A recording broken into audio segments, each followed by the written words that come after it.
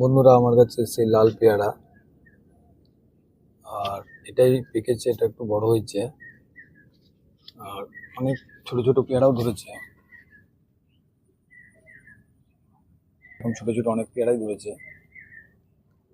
তো আজকে আমি এই পেয়ারাটা পেরে হারভেস্টিং করে তোমাদের কেটে ভেতরের রং আর কিরকম খেতে তোমাদের আজকে আমি দেখাবো।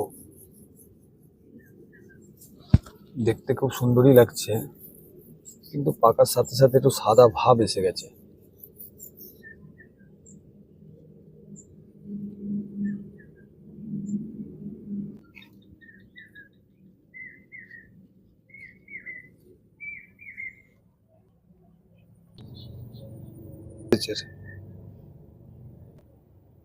খুবই লাল হয়েছে বন্ধুরা,